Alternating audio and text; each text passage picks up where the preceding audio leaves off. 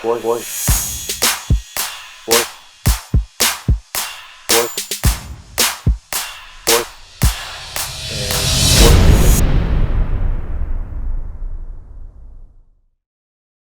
Estimados internautas, saudações, sejam bem-vindos ao podcast Chá de Coaching e Liderança, espaço em que os líderes conectam-se, partilham e juntos crescem. É nosso interesse contribuir para a formação de uma comunidade de líderes que sejam conscientes, responsáveis e empáticos com as causas que perseguem a nível individual e com a causa maior que é contribuir para que o mundo seja um melhor local para viver, deixando aqui um legado que possa se perpetuar por gerações. O nosso programa inspira-se na metodologia de gestão por competências CHA, C de conhecimento, H de habilidades e A de atitudes. Os líderes que cá nós atraímos, eles deixam aqui ficar em forma de lições de liderança, quais foram os conhecimentos que obtiveram, o saber teórico, qual é o saber fazer, o know-how que desenvolveram em forma de ferramentas para materializar este conhecimento teórico e que habilidades e atitudes é que forjaram em forma de caráter, saber ser estar, que faz todo um conjunto de competências que permeiam as suas lideranças. Temos como líder convidado hoje Yassine Amoji, ele que é presidente da Associação de Turismo de Vilanculo, presidente da Fundação Yassine Amoji, empreendedor, autor do livro Empreender Transforma. E mais, que na primeira pessoa ele poderá, com algum detalhe, deixar ficar. E assim, bem-vindo ao nosso programa. Como é que costuma apresentar-se para o público? Muito obrigado, António. É um prazer estar aqui no Chá de Coaching e Liderança para partilhar um pouco daquilo que tem sido a nossa jornada. Portanto, como bem disse, Yassine Amoji é um jovem de Vilanculo, cresceu num distrito, numa pacata vila, que hoje é cidade, mas que ao longo dos anos, digamos que fui fazendo coisas que trouxeram alguma conquista pessoal e profissional. Para além de ser presidente da Associação de Turismo de Vilanculo, presidente da Fundação Yassine Amoji, tenho as minhas empresas, sou vice-presidente no Pelouro do Turismo na CTA, Turismo, Hotelaria e Restauração, e também sou, portanto, membro do Conselho de Administração da Associação Internacional para a Cooperação Turística. Tem a sua sede na Espanha, em Galícia. Temos tido as nossas reuniões frequentes em prol de um turismo e de uma melhor cooperação turística a nível do mundo. Então, eu penso que este é o Yassine que as pessoas conhecem e temos tentado, dia após dia, transmitir um certo conhecimento, um certo posicionamento e um certo foco para os jovens e não só, que queiram, portanto, se afirmar neste nosso mercado complexo e competitivo. Excelente. Muito obrigado. E assim, uma das questões que levantou-me alguma curiosidade quando estava a olhar para o perfil do Facebook, se não me engano, dizia figura pública. E eu também, enquanto preparava-me para esta conversa, fiquei tentado na sua apresentação descrever-lhe também como influência. Mas fiquei com algum receio, confesso, porque há sempre uma ambiguidade, uma interpretação dúbia. Será que esta designação figura pública de alguma forma significa uma denominação suave, por assim dizer, de influência? Bem, António, influencer, apesar de que nós temos pouco conhecimento no Moçambique do que é ser um influencer, influencer não é só quem apresenta moda, quem apresenta esbanjamento, quem perfila nas redes sociais de uma ou de outra forma. Um influenciador é todo aquele que cria uma mudança. Há dois tipos de mudança que são criadas. Há as mudanças positivas e as mudanças negativas. Existem também os influenciadores que criam mudanças negativas. Eu olho para mim como alguém que traz mudanças positivas, alguém que quer uma sociedade cada vez melhor, alguém que quer jovens cada vez mais ativos e engajados na busca do seu sustento, do seu posicionamento, da sua conquista econômica. Portanto, uma figura que questiona, uma figura que não está confortável e não está conformada com tudo aquilo que nós temos no país. Sempre, se reparar, o meu posicionamento é sempre porquê? Porque assim e não de uma outra maneira, né? Então, eu penso que as pessoas podem considerar, sim, o Yacine como uma figura pública e como um influenciador, porque estamos à busca de influenciar mentes, estamos à busca de trazer mudanças para um bem-estar. Portanto, é um tipo de influencer, se calhar, diferente dos outros. Muito bem. Excelente. Quero também, talvez, iniciar já de uma forma mais profunda a nossa conversa através do livro que tive a oportunidade de tê-lo e de consumir, de ler, de apreciar. Este livro seu que tem como título Empreender, Transformar. De que forma é que o livro Empreender, Transformar espelha esta pretensão de contribuir para transformar as pessoas, colocar uma semente de sentido crítico e, em outras palavras, contribuir para a consolidação de uma comunidade de pessoas que sejam críticas, tenham um sentido crítico, por assim dizer, mas uma crítica construtiva, por assim dizer. Bem, eu diria que livros sobre empreendedorismo há muitos no mundo, mas a maior parte dos livros que eu já li sobre empreendedorismo traz muito uma vertente teórica. E cada livro é escrito com base na realidade do país onde foi escrito. E a maior parte são sempre de países como Portugal, Brasil, quando falo de livros escritos na língua portuguesa.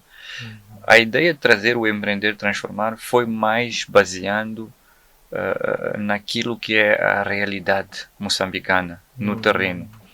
E nada melhor vindo de alguém que cresceu, empreendeu, tornou-se empresário e transformou-se num distrito onde as dificuldades são maiores.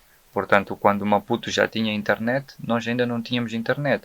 Quando Maputo já tinha energia, nós ainda não tínhamos energia. A energia era limitada. Portanto, estamos a falar de tempos em que a energia, portanto, era das 8 às 18. E durante a noite não tínhamos energia. Não tínhamos acesso à tecnologia como os outros tiveram acesso à tecnologia. Então, olhando para todos estes aspectos negativos que 95% da população moçambicana vive diariamente, surge esta ideia de trazer um livro que reflete aquilo que é a realidade no terreno, ao longo do país e não só baseado num único nicho. Portanto, de vários aspectos, o aspecto do acesso ao financiamento, o aspecto da tecnologia, o aspecto do conhecimento, portanto, o aspecto da burocracia que existe no país, só para adquirir uma licença, só para adquirir um alvará. Felizmente, há mudanças, sim, que estão para acontecer, não é? Como acompanhamos, que há certos negócios que já não vão ser precisos os alvarás, bastando estar publicados no BR e ter o seu NUIT ativo. Portanto, há mudanças que vão acontecer, que se calhar vão ajudar os empreendedores, os jovens a se posicionarem melhor. Né? Precisamos também, por exemplo, que um jovem de 18 anos possa ter a sua conta bancária independente. É uma das questões que abordo no livro, porque até os 21 anos o jovem tem de ter uma conta bancária conjunta com os seus guardiões, pais ou tutores. E isto também dificulta, porque se ele já pode ter emprego a partir dos 18 anos, não terá acesso ao dinheiro dele de forma independente. Então, como é que ele vai se tornar independente? Nós estamos a retardar o processo de um jovem, de uma pessoa, se tornar independente o mais cedo possível. Quer dizer, pode, aos 18 anos, decidir pelo futuro de um país com o voto, mas não pode, por exemplo, decidir de forma independente para o seu futuro. Então, são aspectos que de certa forma, fui abordando no livro, e eu penso que não só beneficia aos empreendedores, mas também beneficia a quem tem de tomar decisões políticas para melhorar aquelas dificuldades, aqueles problemas que estão lá explícitos no livro. A forma como este livro foi escrito também é uma forma comunicativa em que o autor está-se a comunicar com o leitor. Né? A pessoa, quando começa a ler, quer dizer, tem mais vontade de continuar, porque sente que há uma comunicação. Não é um livro em que a pessoa só está a ler. Há questões que são deixadas no livro que obriga a pessoa a pensar um pouco mais, que obriga a pessoa a ir à busca de respostas. Porquê? Porque as minhas respostas não serão as mais corretas, tendo em conta a região onde a pessoa se encontra. As minhas respostas, por exemplo, podem não ser as melhores que do António, que estará a ler o livro estando inserido numa outra região do país, num outro contexto. Então, o António vai ter outras soluções. Então, é por isso que no livro também deixo algumas questões para forçar o leitor a analisar ao seu redor e ir à busca das soluções locais que existem. É muito profundo. Ao longo assim da minha jornada de transformação enquanto empreendedor, na busca do autoconhecimento, é curioso que das escolas mais recentes que tive contato de empreendedorismo, ela desburocratiza, por assim dizer, a ideia de empreendedorismo, puxando mais para a questão do empreendedorismo social e de impacto, defendendo que o empreendedor, o empreender é aquele que identifica um problema que afeta a si e mais pessoas e relativamente a esse problema propõe um conjunto, uma solução, por assim dizer. Então há mais um sentido altruísta aqui no conceito, no papel deste empreendedor. Mas também elenco desperta aqui a questão do ecossistema, a importância do ecossistema empreendedor como uma plataforma que, de certa forma, viabiliza ou facilita o desenvolvimento do empreendedorismo numa certa geografia. De que forma é que o IACIN contribui para o desenvolvimento do ecossistema empreendedor, por exemplo, em Vilanculo? Bem, são várias as formas. Uma delas é digamos, com as palestras motivacionais, com a presença diária nas redes sociais, porque contribuir para os empreendedores tem várias formas. Portanto, dentro das próprias minhas empresas também, há uma necessidade de continuar a contribuir para que cada um dos meus trabalhadores, colaboradores, também sejam empreendedores. Eu tenho sempre dito que empreendedor não é só aquele que tem as suas próprias empresas, os seus próprios negócios. Portanto, levamos o exemplo da Nokia. Se a Nokia não tivesse colaboradores, ou melhor, se a Nokia tivesse colaboradores empreendedores dentro da linhagem ou da sua linha de telefonia móvel, a Nokia não teria perdido o mercado mundial para a Samsung ou para a Apple. Portanto, se olharmos até quase 2009, 2010, a Nokia ainda era uma líder mundial em telefonia móvel. Portanto, era uma empresa que lançava telefones móveis a cada semana, modelos diferentes. Mas ela não se adaptou rapidamente à mudança. Portanto, alguém falhou ali dentro da empresa. Alguém não foi empreendedor o suficiente para identificar o que o público estava a precisar e como é que se podia rapidamente inserir-se neste novo modelo. E apareceu a Samsung, apareceu a Apple, e hoje vão surgindo muitas outras. O mesmo vai suceder para a Samsung ou para a Apple ou para as outras companhias que estão a operar hoje em dia de telefonia móvel. Se elas não continuarem a adaptar-se, se não tiverem colaboradores e empreendedores que estão atentos às mudanças e que encontrem soluções, então elas um dia também irão ficar para a história. Portanto, eu penso que este é um trabalho que eu tenho feito em Vilanculo, não só a nível de empresas, a nível de jovens, mas a nível de tudo. Nós precisamos de empreendedores na área da agricultura, empreendedores na área da pesca, empreendedores na área do turismo, de guias turísticos. O turista é alguém que está disposto a pagar por tudo aquilo que seja atrativo. Agora, cabe a nós como convencer o turista com algo cativante. Há quem pense que levar um turista para ir assistir como se faz uma esteira é um desperdício. Mas há turistas que pagam muito dinheiro só para ir assistir como se faz uma esteira, porque nunca viram na vida. Né? Há turistas que pagam muito dinheiro para subir num barco à vela e participar do processo da pesca tradicional. Né?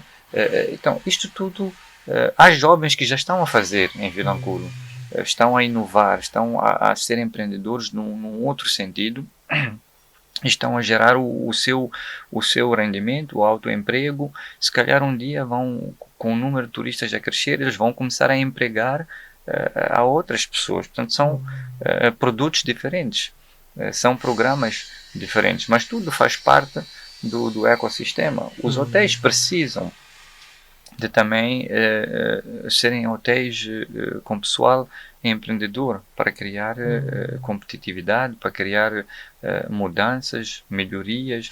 Então, eu penso que este é um trabalho que tem sido feito a nível de Vilanculo.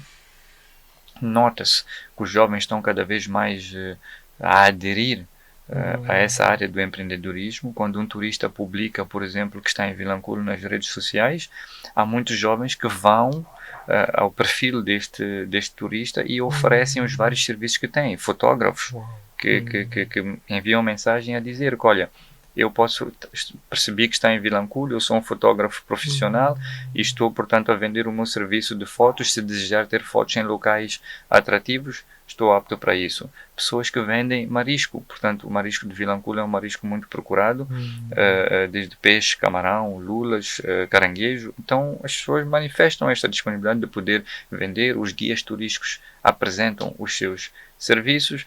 Então, há aqui este entendimento dos jovens e naturais e amigos de Vilanculo que percebem a importância de continuar a empreender nesta área do turismo para o seu sustento. Muito bem. Como uma pessoa bastante entendida sobre a área de turismo, é resultado da aplicação que faz, esforço pessoal, formação, empreendedorismo, que esteve há bocado a elencar. A questão seria, de que forma é que, na sua opinião, e assim entende que o setor turismo pode ser preponderante para diversificar a matriz econômica de forma a não estarmos vulneráveis ou dados TCIs e outro tipo de choques? Bem, eu considero o setor do turismo um dos mais importantes para resolver os problemas dos moçambicanos. Um dos setores mais importantes para fazer com que Moçambique saia da independência territorial e conquiste a independência econômica. Por quê? Se nós olharmos para a agricultura, produzimos na terra, vendemos, enviamos ou recebemos primeiro a divisa e depois enviamos a mercadoria. Olharmos para os energéticos, o mesmo processo. Produzimos, processamos, enviamos e recebemos as divisas. Portanto, estamos a exportar, não é? Exportamos carvão, exportamos gás, exportamos agricultura. Eu considero também o turismo algo que se exporte. A diferença é que o cliente não está no seu país a pedir que nós enviamos o nosso turismo para lá. O cliente vem. Portanto, ao vir, aumenta o número da população temporariamente. Não é? Se tivermos 2 milhões de clientes, significa que naquele mês tivemos mais 2 milhões de habitantes. Mas são habitantes que pagam bem, são habitantes que consomem, são habitantes que fazem a economia circular. E no meio desta circulação da economia, quem são os prestadores de serviço? São os moçambicanos, que vão vender. Portanto, desde emprego direto ao emprego indireto. Se nós conseguirmos promover a nossa história, a nossa cultura e a nossa tradição, para todos os turistas que entram em Moçambique, eles vêm deixar cá as divisas e vão levar só uma coisa, as lembranças. O produto continua aqui. Na agricultura o produto sai. Na pesca o produto sai. Na indústria de energia o produto sai. O recurso, neste caso, sai. No turismo o recurso não sai. O recurso permanece. Que é a nossa história, nossa tradição e a nossa cultura. Então, quanto mais nós preservarmos, quanto mais nós termos conhecimento deste nosso produto e do valor que ele tem, porque praias, hotéis de luxo, atendimento, sol, o mundo todo tem, o resto do mundo tem, as Maldivas tem, o México tem, Tailândia tem, Grécia tem, praias lindas, hotéis de luxo. Mas a nossa história, a nossa cultura e a nossa tradição só nós é que temos. Então é preciso nós sabermos potenciar isto, vendermos isto. E quem vai fazer esta venda não é o governo, não é uma pessoa, não são 2 pessoas. É a comunidade local, do local onde está inserido. Vilanculo, neste momento, as comunidades estão a vender este produto. Na Ponta do Ouro, as comunidades estão a vender este produto. No Bilene, as comunidades estão a vender este produto. Na ilha de Moçambique, as comunidades estão a vender. Nas reservas do Niassa, as reservas de Maputo, Chimanimani, Gorongosa, as comunidades estão inseridas neste produto, estão a vender e ganham dinheiro. Diferente do oil and gas, o petróleo e gás, onde é um número restrito que consegue estar inserido lá, consegue prestar serviço e consegue ganhar dinheiro com isso. Diferente de uma outra atividade de exportação que o número é restrito. Então eu olho para o turismo, algo que quanto mais turistas nós trouxermos para o país, mais benefício vamos ter para as nossas comunidades locais e mais rápido estas comunidades locais vão sair da tal pobreza que nós sempre cantamos, a luta contra a pobreza absoluta ou não absoluta. Então esta pode ser a solução, portanto, diria eu, mais rápida para sairmos desta situação que estamos há tanto tempo a tentar ultrapassar. Muito bem. Interessante. Enquanto um líder em constante transformação, adequação, o que lhe inspira ou motiva a entregar-se a essas mudanças e renúncias? Quais são as motivações pessoais, o desafio? Como é que se autodesafia e se agrada desse desafio para continuar a empreender as transformações necessárias para ver refletidas no mundo fora? Bem, a minha mãe sempre disse que desde pequeno eu era um miúdo muito irrequieto, um miúdo que sempre questionava, sempre queria saber o que estás a fazer, por que estás a fazer, como estás a fazer. Eu sempre tinha este questionamento desde pequeno.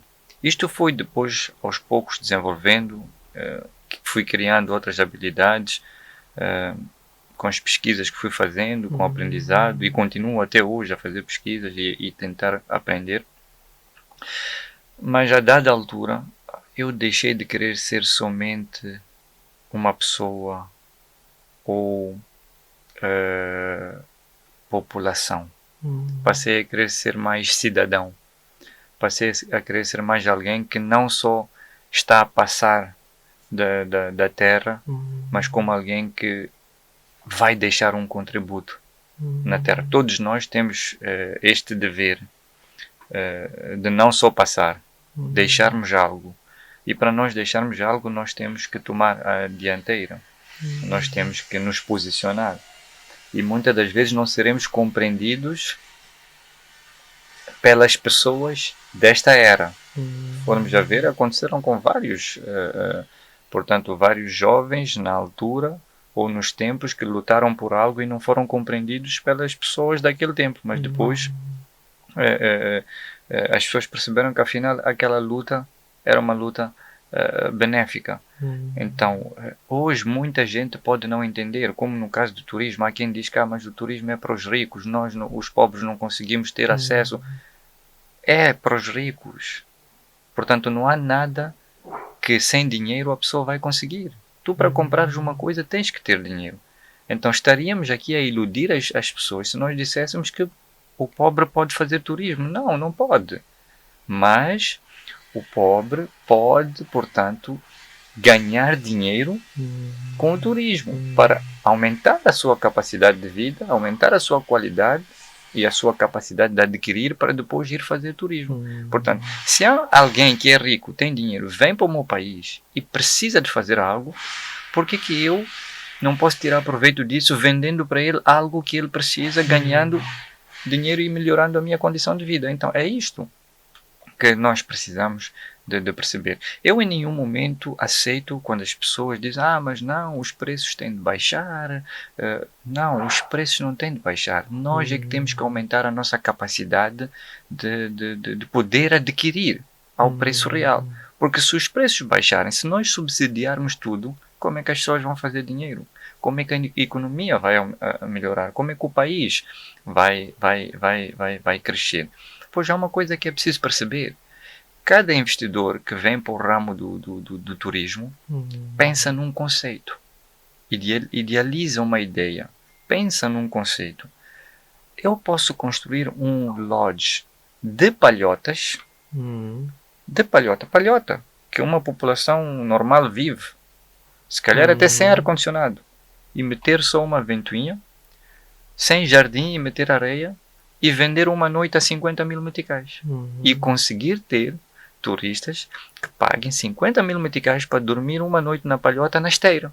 Porque ele nunca dormiu na vida dele. Todos os dias ele dorme em hotéis de luxo, todos os dias dorme numa casa que tem condições de luxo, camas de luxo, climatizada, cozinhas eletrônicas, e ele pode estar disposto a pagar 50 mil meticais para ter uma experiência tradicional, local. Portanto, é um conceito diferente.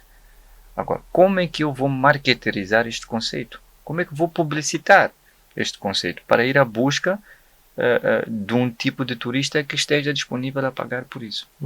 Então, no turismo, há vários nichos. E é importante, o mais rápido possível, nós, os moçambicanos, percebermos que as pessoas do mundo, estamos a falar de mais ou menos 7 bilhões de pessoas, todas elas, gostos diferentes, vontades diferentes, e estão à procura de aquilo que gostam, das vontades, querem realizar. Alguns nem sabem o que querem, mas se nós conseguirmos convencê-las com um produto, se calhar elas podem vir. É por isso que em Vilanculo há vários tipos de hotéis. Há hotéis onde tu pagas 500 meticais por noite para dormir, e há hotéis onde pagas 80 mil meticais por noite para dormir. Eu não posso querer ir dormir num hotel de 80 mil meticais por noite, porque o meu bolso não me permite gastar 80 mil meticais numa noite. Mas posso ir dormir num hotel onde cobram, por exemplo, 5 mil meticais por noite. Outro aspecto que é importante também percebermos é cada um, ao idealizar o seu produto, terá os seus gastos. Há quem vai colocar uma piscina maior, há quem não vai colocar piscina, há quem vai colocar um jardim, há quem vai aumentar ou ter um número mais elevado de lâmpadas. Tudo isto traz custos para o próprio empreendimento. E o preço tem de ser com base nos seus custos, né? Que é para ele conseguir pagar as despesas correntes e continuar com o lucro.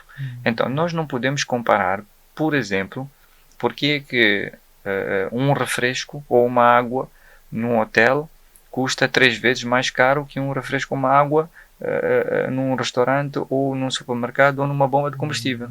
Portanto, no hotel tens a piscina, tens mais trabalhadores que prestam atenção, tens um restaurante maior, tens uma relva maior, tens mais lâmpadas, há custos que é preciso compensar. E a única forma de compensar é aumentando o preço dos seus produtos. Agora, cada um escolhe onde quer ir, cada um escolhe onde pretende. Então, eu tenho tentado dia após dia fazer ou transmitir este tipo de informação aos jovens moçambicanos para que eles possam começar a pensar como é que podem estar inseridos neste produto que existe e que eu acredito que pode transformar Moçambique.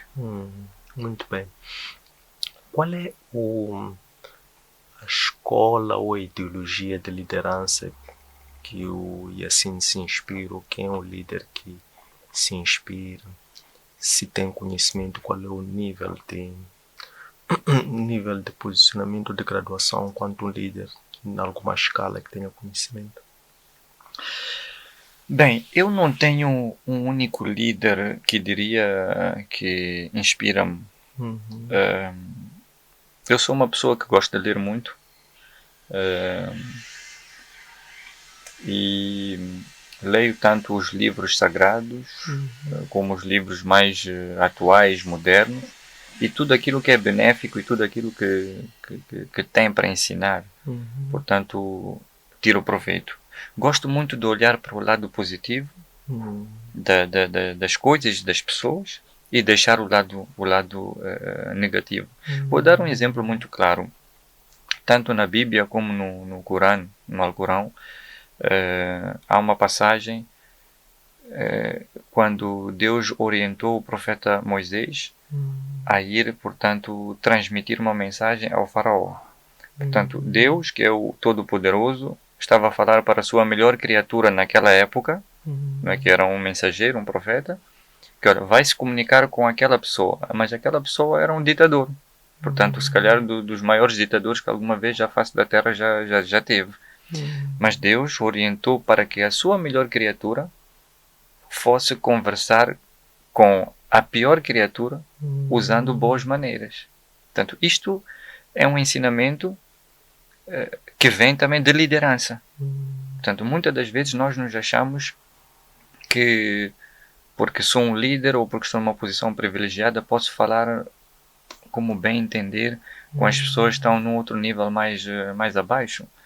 Mas temos aqui num livro que se calhar pouca gente dá valor, tanto a Bíblia ou o Alcorão, ensinamentos que também nos ajudam a ser pessoas melhores. Portanto, tudo depende de como é que nós entendemos ou compreendemos os livros, porque muitas das vezes as pessoas podem ler livros e não entender nada, ou ter uma mente focada mais para o lado negativo e ir entender mais coisas negativas. Então eu penso que nós temos que treinar a nossa mente para perceber o lado positivo das coisas, e mesmo que a gente leia um livro que não seja benéfico ou seja negativo, há de existir lá traços positivos que vamos poder captar e deixamos de lado as coisas negativas. Então, resumindo, eu leio um pouco de tudo, busco conhecimento um pouco por todo lado, mas tento focar muito naquilo que são coisas positivas e que eu acho que de certa forma podem melhorar a minha forma de ser, podem melhorar quem eu sou, porque se eu for uma pessoa melhor, certamente que irei também transmitir coisas melhores para as pessoas. Muito interessante. Um bocado esteve a falar sobre a positividade e algum papel que nós podemos ter em treinar a nossa mente para poder filtrar ou absorver ou focar-nos na positividade? Como é que se pode treinar a mente para que ela aprenda ou desenvolva a capacidade de filtrar a positividade? É um exercício muito difícil. Não é um exercício fácil. É preciso muita vontade e leva-se tempo. Por quê? Porque uma boa ação conduz a pessoa para outra boa ação e assim sucessivamente. E uma má ação conduz a pessoa para outra má ação. O mesmo acontece com o nosso pensamento. Se nós alimentarmos muito o negativo que está dentro de nós, a nossa mente vai se habituar a ir pelo lado mais fácil, que é olhar para o negativo. Uma pergunta muito simples. António, que tal? Vamos sair hoje para dar uma caminhada às 9 horas? Se o António está com uma mente negativa naquele momento, vai dizer, não, e assim, não me apetece. Olhou para o lado mais fácil, que é fugir à caminhada. Não porque se calhar o António tem alguma coisa a fazer, se calhar não há nada para fazer. Pura e simplesmente optou pelo lado mais fácil, que é fugir este desafio. Mas se nós irmos treinando a nossa mente e perceber que o Yassine convidou-me para uma caminhada e eu recusei. Fiz mal. Não. Eu tenho que passar a aceitar. Amanhã o Yassine convida, António, vamos uma caminhada? Sim, vamos. Né? Então o António já está a mudar a mente. E é um exercício que vai levar dias, meses, mas ao fim de 1 ano, ao fim de 2 anos, vamos perceber que acabamos por nos desligar daquilo que eram coisas negativas para coisas positivas. E António, deixa revelar uma coisa aqui, que muita gente pode até pensar, mas assim está a falar, porque se calhar nunca passou por aquilo que eu estou a passar, ou nunca teve uma situação que pudesse privar a ele de ser alguém positivo. Eu passei por uma fase de depressão em 2011. Portanto, fiquei 2 ou 3 meses sem sair de casa. Fiz tratamento. O primeiro tratamento não deu certo. Fiz o segundo tratamento. Mas um dia, eu conheci um médico que disse assim, e assim, os comprimidos estão aqui. Podes tomar esses comprimidos para toda a vida, podes tomar esses comprimidos por 2 anos, 6 meses, ou podes tomar esses comprimidos por 1 mês ou 2 meses. Tudo está na tua mente. Tu é que vais ter que fazer este exercício de mostrar que tu não precisas destes comprimidos. E eu perguntei, doutor, como é que eu faço isso? E ele disse a mesma coisa. Vais treinar a tua mente para perceber o que é positivo e bom e o que é negativo. Quando o pensamento negativo tentar te levar para o lado negativo, tu tens que dizer dentro de ti, não, eu vou para este lado. E muitas das vezes estes pensamentos surgem quando estamos sozinhos, quando estamos no banheiro a tomar um banho, surge um pensamento negativo, tu tens de ser capaz de dizer, não, eu não sou assim, eu sou forte, eu vou vencer, eu vou ultrapassar, eu vou conseguir. Portanto, são coisas que é muito importante termos dentro de nós, e eu acredito que leva-se tempo. Fiz o meu tratamento durante 4, 5 ou 6 meses e depois fui reduzindo sozinho. Fui reduzindo o tratamento conforme aquilo que eu sentia. Se eu tivesse que tomar o comprimido todos os dias, eu depois tomava um dia sim, um dia não. Depois de 1 mês eu começava a partir o comprimido ao meio. Depois partia daquele meio outra metade. E quando me dei por ela, eu já não estava a fazer tratamentos para depressão. E já faz, portanto, depois em 2013, 14 e 15 parei completamente. Em 2016 tive um pequeno momento em que não fiz o tratamento para depressão, mas tive que tomar comprimidos para dormir. Mas depois foram durante 1 mês ou 2, e de lá de 2016 até hoje nunca mais precisei de comprimidos para dormir, nunca mais precisei de comprimidos para depressão. Portanto, foram fases negativas da minha vida, mas não fiquei preso a elas. Questionei-me dentro de mim, como é que eu posso ultrapassar?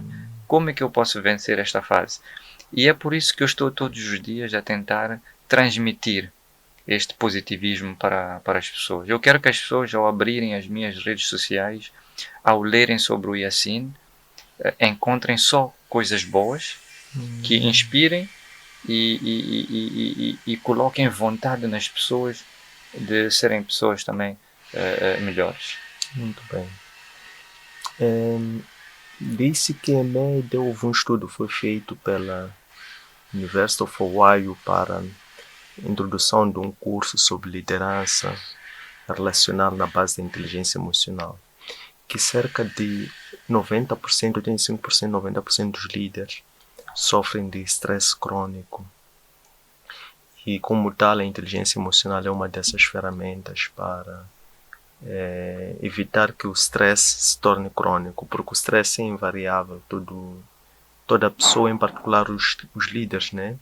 Porque tem uma sobredose de pressão, sobretudo por causa das organizações, das suas responsabilidades, enfrentar. Entretanto, sugere-se que a inteligência emocional pode ser uma dessas formas de evitar que o stress se torne crônico e depois intoxica as relações entre o líder e os seus liderados.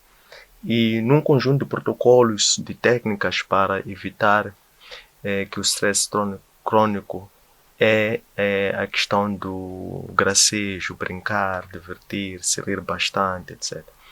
E semana passada, se não me engano, ouvi uma das tuas publicações que apareceu Yassine a praticar futebol e a fazer uma demonstração das suas habilidades, naturalmente, que não passaram despercebidas.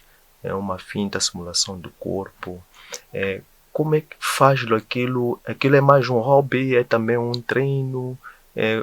O que é que encontra em termos de resultado, ou frutos ou benefícios?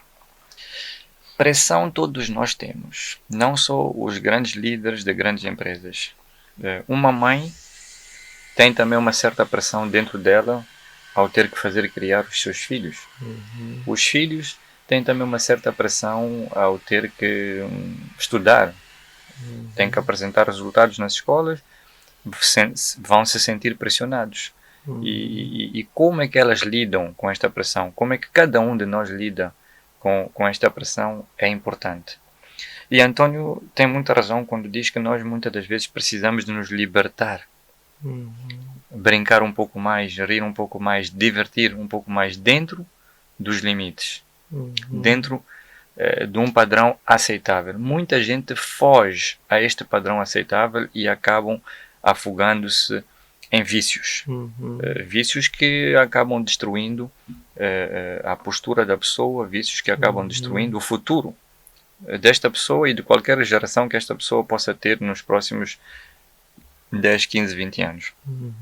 Então, como bem disse, eu sim brinco de vez em quando, não só com os meus filhos, amigos, futebol, praia e até nas minhas redes sociais. Portanto, trago muitas das vezes críticas em jeito de brincadeira. Há bem pouco tempo fui fazendo algumas críticas da situação das nossas estradas no país, dos buracos, e fui brincando que, olha, se calhar tínhamos que começar a dar nome a estes buracos, podemos fazer churrascos em alguns buracos, pescas, piscina. Portanto, foi uma forma mais animada de trazer esta abordagem, de modo a que eu não fique colado ao lado negativo, que Moçambique não tem estradas em condições, estamos a sofrer. Está claro que estamos a sofrer, está claro que não temos estradas em condições. Como eu abordo, isto faz toda a diferença. Então eu tenho que fazer uma abordagem que não me puxe para essa pressão que qualquer líder ou qualquer pessoa possa ter, mas que sim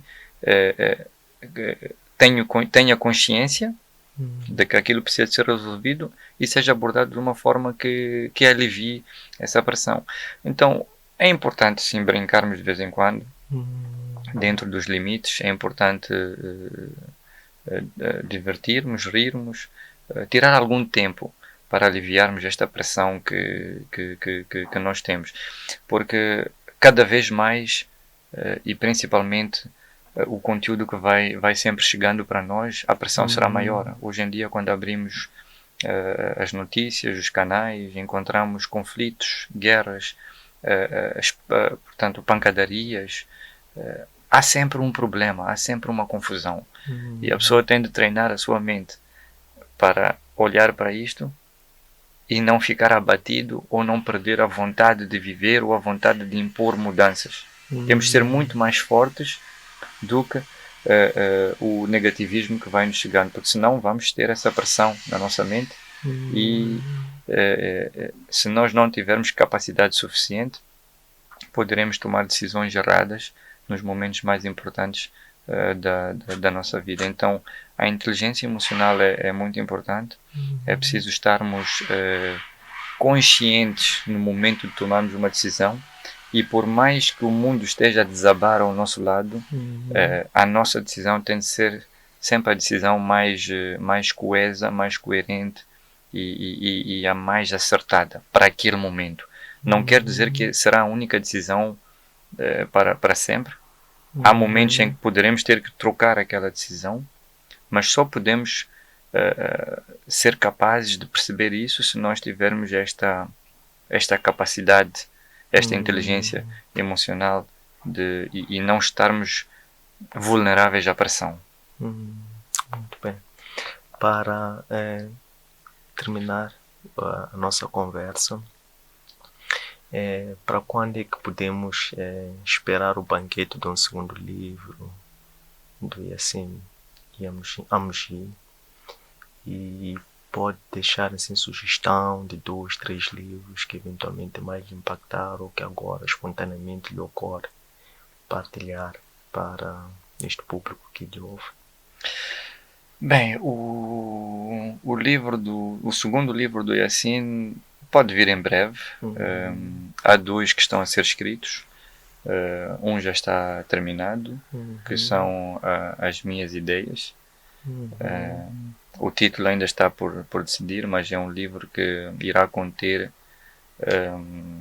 ou que contém todas as ideias por mim partilhadas e separadas em capítulos. Portanto, ideias sobre a juventude, ideias sobre a sociedade, sobre a política, sobre a economia, sobre o turismo, sobre o desporto. Portanto, tudo isto resumido e de forma também de fácil percepção.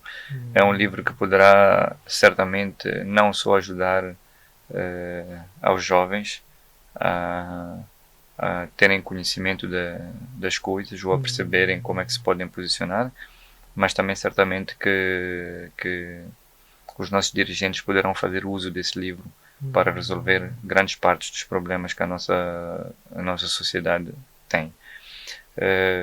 Um outro livro que estou a escrever com amigos é Como é que se constrói uma nação. Portanto, é um livro já que é inspirado num outro livro que já foi escrito, mas tendo em conta as realidades atuais. Portanto, não tenho datas ainda para o lançamento destes livros. Um pode vir antes do outro, é normal.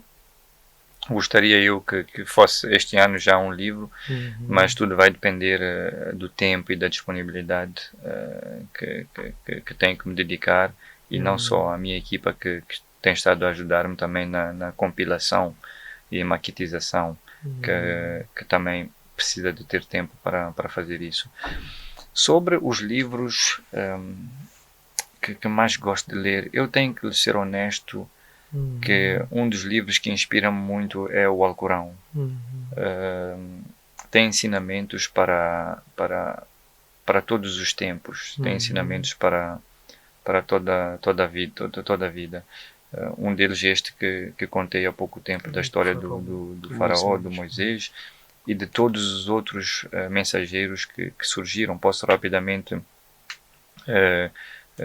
também contar a história do outro mensageiro. Se não me engano, para nós os muçulmanos é Yusuf, mas para os cristãos acho que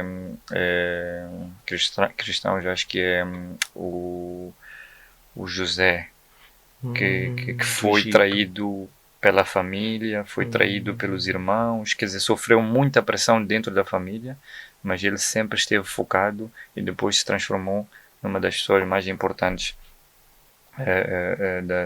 da sua região. Então isto também acontece com nós hoje em dia. Vamos sentir pressão dentro da família. Às vezes as pessoas que nos fazem mal são as mais próximas. E se nós não temos conhecimento destes acontecimentos todos, dificilmente conseguimos ultrapassar aquelas dificuldades. Então são livros que são muito bons para serem lidos, porque já trazem alguns exemplos, e depois todos os outros livros sobre liderança que trazem conhecimento benéfico são importantes serem lidos. Eu penso que é dever de cada um de nós ir à busca de conhecimento e partilhar este conhecimento. Ok, muito bem. E assim, Amos, muito obrigado por este tempo que partilhou conosco, deixando ficar de uma forma muito metódica, incisiva e profunda as suas lições de liderança. Desejamos maior sucesso, muita energia, vitalidade e que o Allah continue a acompanhá-lo, permitindo que os seus sonhos se concretizem. Estas lições encontram disponíveis na nossa plataforma Facebook, Antônio Centras-Oficial, YouTube, Antônio Centras-LDA e no nosso aplicativo Elo App. Um abraço, luz e até breve.